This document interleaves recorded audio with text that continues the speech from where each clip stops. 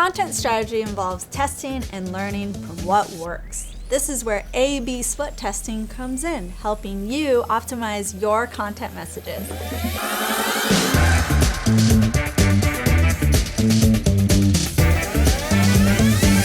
In this final lesson of our course, Build Your Content Strategy, we'll delve into A/B split testing, focusing on calls to action, or CTA, a crucial part of your content strategy. A/B split testing allows you to compare two versions of your web page simultaneously.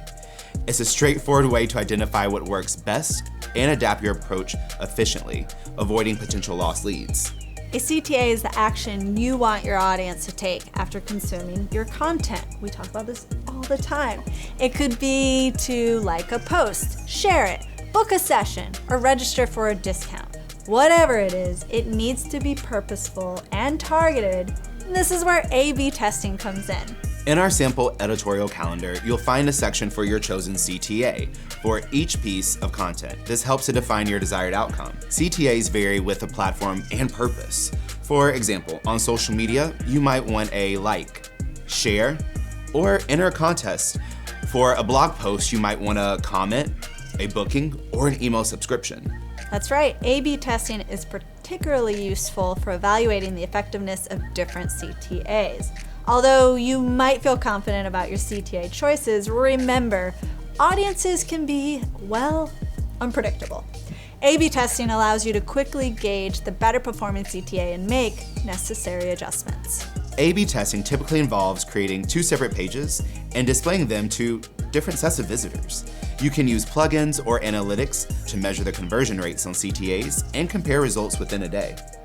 We understand that this can seem overwhelming, so we've included additional resources in the description below on how to create A/B tests on various platforms. In addition to CTAs, testing your overall message is also crucial. This can be done using feedback from your target audience through surveys. You can conduct these surveys post-purchase or project completion, or as periodic check-ins with past customers. Ensure your survey is focused on one goal and use closed-ended questions for precise responses and ease of analysis. For example, if you sell shoes and your content strategy emphasizes comfort over price, a survey can validate if this aligns with your customers' priorities. The results might surprise you and even reshape your content strategy. Remember, while testing is essential, don't let it hinder your publishing your content.